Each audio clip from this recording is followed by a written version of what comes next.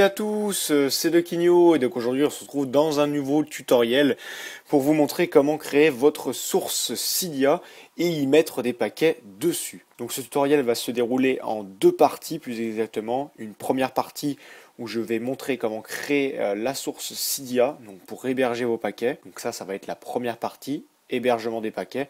Et deuxième partie, comment créer des mini tweaks. Donc je vais vous apprendre un petit peu à coder vos tweaks. Donc c'est parti, on commence dès maintenant. Vous ouvrez votre navigateur favori et vous allez taper tout simplement sur internet un site qui se nomme YouRepo. Vous vous rendez sur le premier lien, donc voilà, Create a Cydia Repository. Voilà, donc là il vous explique un peu tout, vous choisissez votre langue, pour moi ça sera le français. Donc là il vous propose plusieurs forfaits de stockage, moi je prends le gratuit. Après si vous voulez mettre plus de paquets, il faudra prendre bien sûr un abonnement payant. Tout simplement l'inscription elle est basique, vous mettez votre mail, vous créez un pseudo, vous choisissez si vous voulez créer votre source avec un pseudo ou pas, donc vous cochez cette case ou non, et vous acceptez les conditions et vous cliquez sur inscription. Et on s'y connecte immédiatement, tout simplement. Donc là, qu'est-ce qui se passe? J'arrive sur ma source, donc là vous pouvez voir qu'il y a actuellement 9 paquets. La page d'accueil se présente comme ceci. Donc vous en aurez aucun, parce que vous viendrez de créer votre source. Donc voilà, c'est pas plus compliqué que ça. Là, on a fait tout simplement la première partie. Vous avez fini, il fallait juste s'inscrire tout simplement. Donc après, si vous voulez ajouter votre source, même s'il n'y a aucun paquet, vous cliquez sur votre logo ici. Et là, voilà, vous aurez l'URL ici de votre source. Donc ça, c'est à ajouter dans Cydia. Donc tout simplement, vous ouvrez Cydia, vous allez dans Source, vous cliquez sur Éditer, puis Ajouter. Je ne vous apprends rien. Donc voilà pour la première partie, la création de la source. Vous voyez que c'était assez simple. La partie la plus difficile va être de comprendre comment créer des paquets. On va passer tout de suite à la deuxième partie de notre tuto. Pour commencer, vous créez donc tout simplement un dossier sur votre bureau. Donc voilà, pour l'instant rien de bien compliqué. On crée un dossier. Dans ce dossier-là, vous allez faire un autre dossier. Et je vais vous expliquer comment ça fonctionne. Donc là, pour l'instant, on va imaginer une structure suivante. Donc je vais créer un dossier var. Je vais créer un dossier mobile et je vais créer un dossier library. Voilà. Et dans ce dossier, je vais y mettre tout simplement un fichier texte. Donc là, c'est pour vous expliquer, pas de panique, je vais vous dire pourquoi je fais ça. Et ce petit fichier texte, vous allez l'appeler tutoriel. Donc faites ça en même temps, vous allez voir que c'est tout simple. Donc faites ce que j'ai fait. Donc dans le dossier, vous créez un dossier var. Dans le dossier var, vous mettez un nouveau dossier, vous l'appelez mobile. Et dans le dossier mobile, vous créez un dossier, il s'appelle library. Donc faites comme moi, exactement la même structure. Donc voilà. Et faites exactement le fichier texte, etc. Donc dans ce fichier texte, on va marquer n'importe quoi, on va marquer Dequinho tuto. Donc faites la même chose, vous allez voir. Vous allez tout de suite comprendre le principe d'un tweak. Donc ça, c'est vraiment pour ceux qui ne connaissent pas comment fonctionnent les tweaks et qui aimeraient créer des tweaks pour le public. Donc voilà, une fois que vous avez fait ça, vous allez créer dans le dossier tweak un dossier compressé. Donc c'est ici, nouveau dossier compressé. Et vous allez l'appeler tuto. Donc là, vous mettez un peu le nom que vous voulez, tout simplement. Et dans tuto, vous allez glisser tout simplement comme ceci, var. Donc vous allez faire la copie de var dans tuto. Une fois que c'est fait, on va ouvrir tuto et normalement vous voyez que normalement toute ma structure est bien placée. Voilà. Donc jusque là tout va bien. J'espère que vous ne m'avez pas perdu. Donc on va continuer. Donc une fois que vous avez ce dossier zip, vous le gardez bien précieusement et vous mémorisez où vous l'aviez mis. Moi je l'ai mis sur le bureau, dans Tweak, il est ici, tuto.zip.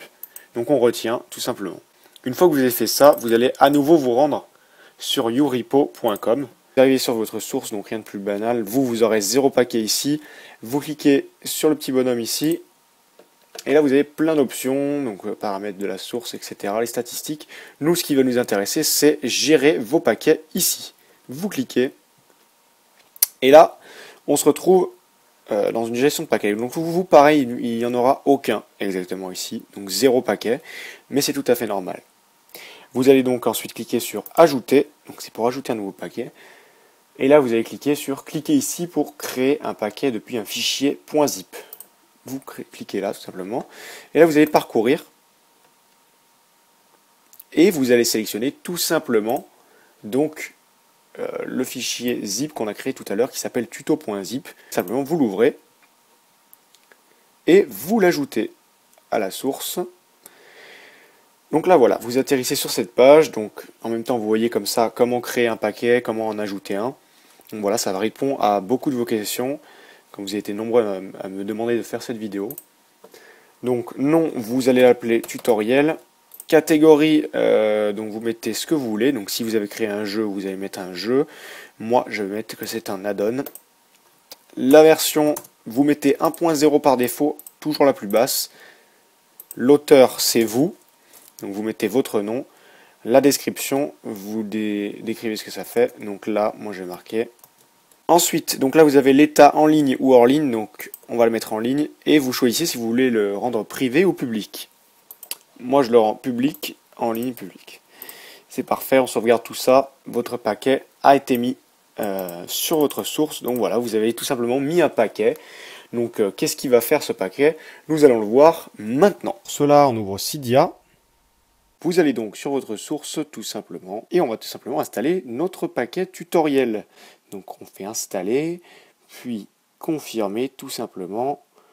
Rien de bien compliqué là-dedans. On attend qu'il s'installe. C'est terminé. Vous pouvez retourner à Cydia. On va vérifier que le paquet est bien présent. Pour vérifier ça, vous ouvrez votre gestionnaire de fichiers préféré. Moi, c'est iFile.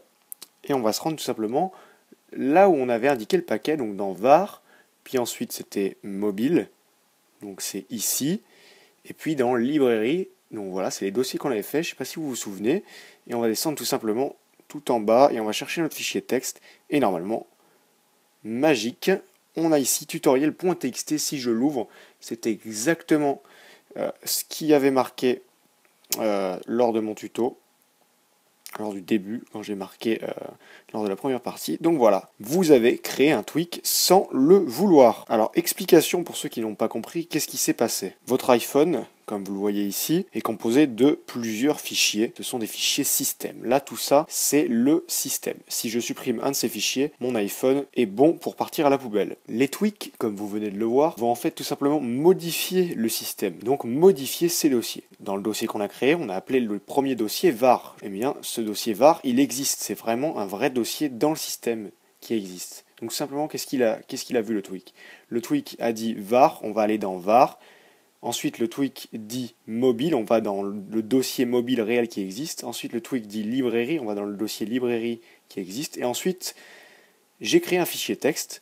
Et donc, tout simplement, le système ne va pas s'embêter, il va créer un fichier texte là où on lui a demandé de le créer. Donc, il m'insère un fichier texte ici, dans var /mobile /librairie. Vous l'avez donc compris, pour modifier et pour donc créer des tweaks, il faut connaître le système. Si vous ne connaissez pas le système, eh bien vous ne pourrez rien faire, rien modifier et donc pas créer de tweak. Connaître le système d'iOS entier, c'est très compliqué, ça prend du temps, mais je peux vous donner quelques petites astuces pour commencer à apprendre vite. Grâce à ce premier apprentissage, vous pourrez créer des tweaks qui modifient ceci. Donc, comme vous le voyez, ce n'est pas l'alerte de batterie faible habituelle, je l'ai modifié grâce à un tweak de mon invention. On va pas perdre plus de temps, je vais de suite vous montrer comment vous familiariser avec l'interface d'iOS.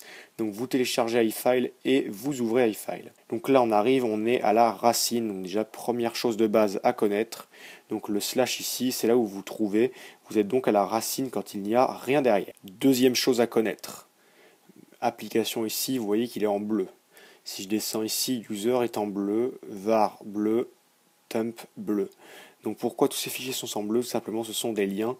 Ça veut dire qu'on ne sera pas directement, donc ça va rediriger vers des liens. Aujourd'hui, je vais commencer par vous apprendre à créer des tweaks de base, donc je vais vous montrer tout simplement les dossiers de base et les extensions de base. À chaque fois qu'on va avoir une nouvelle extension, je vais vous expliquer à quoi elle sert, comment on peut la modifier, etc. Donc on va localiser le Springboard, je vous en ai parlé tout à l'heure, donc pour voir comment modifier tout simplement des textes simples qui s'affichent, comme par exemple modifier, on va pouvoir marquer autre chose à la place.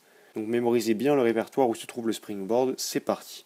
On va dans Système ici, on va dans Librairie.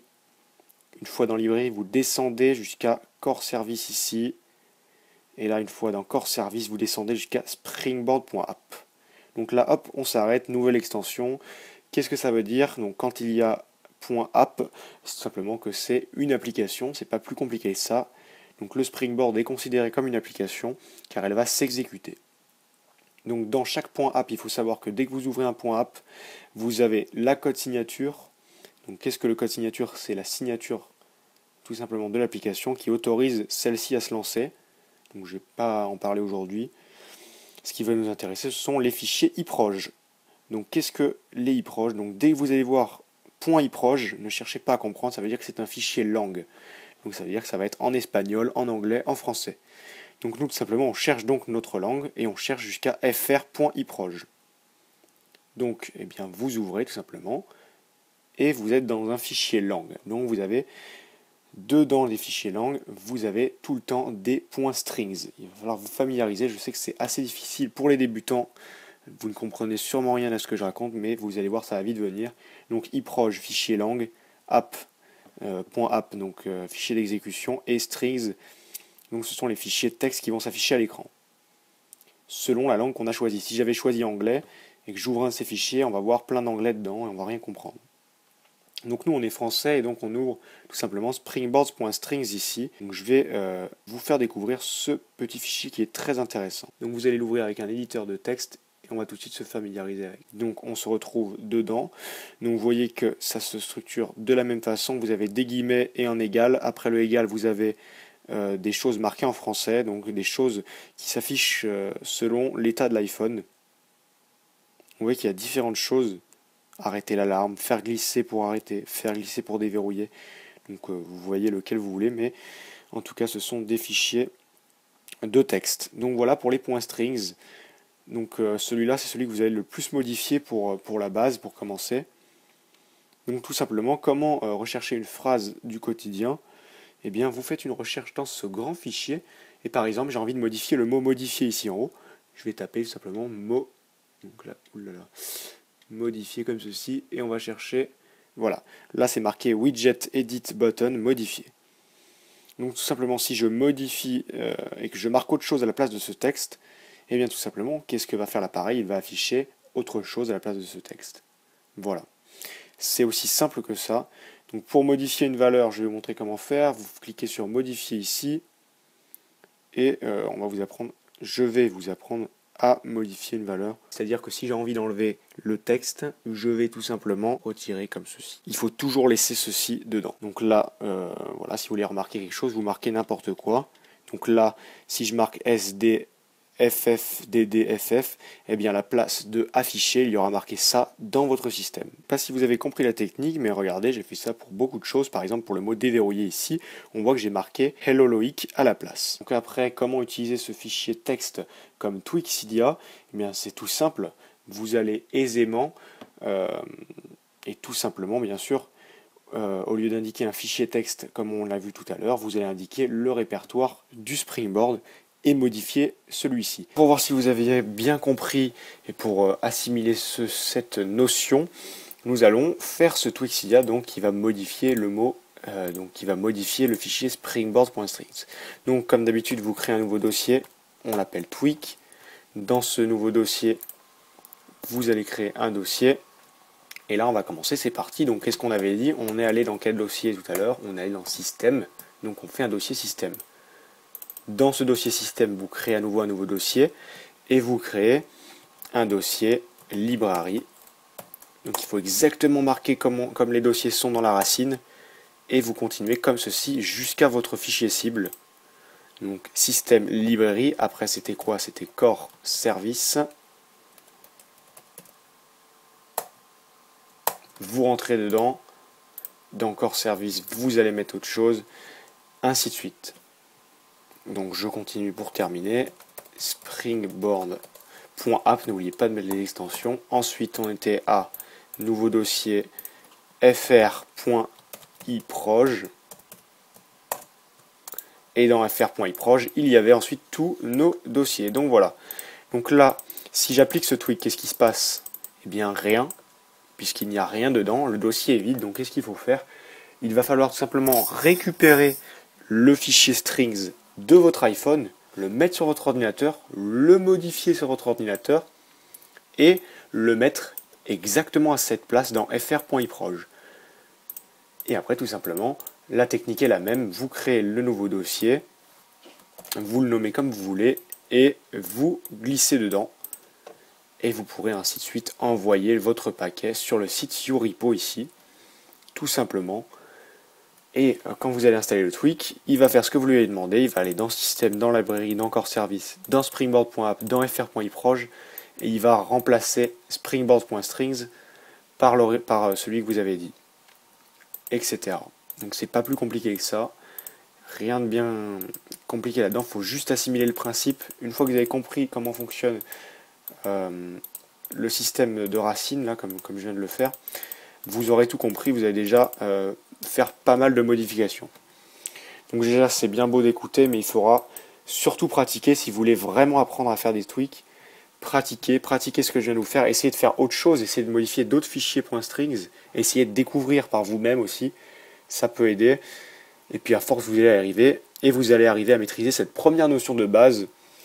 Donc voilà, le tutoriel touche à sa fin. Donc j'espère que vous avez bien compris, j'essaie d'expliquer lentement pour les débutants, pour ceux qui ne connaissent rien du tout au système d'iOS. Donc voilà, j'espère que ça vous aura plu. En tout cas, dites-le moi dans les commentaires si vous avez des questions, des doutes sur ce que je viens de dire. Et si vous voulez que je fasse, si vous voulez que je continue une petite série comme ça, j'avais eu l'idée, il y a quelqu'un qui m'avait proposé dans ma FAQ de faire d'expliquer toutes mes connaissances. On peut commencer par là si vous voulez. Si ça vous plaît, vous me le dites et moi je vous explique tout le système iOS, il n'y a pas de souci, on peut faire des épisodes comme ça. Et donc à maîtriser iOS complètement. Donc voilà, si ça vous intéresse, dites-le moi dans les commentaires. Dites-moi ce que vous avez pensé de cette vidéo. Et donc voilà, moi je vous dis à bientôt pour de prochaines vidéos et pour de prochains gameplays. Allez, ciao tout le monde!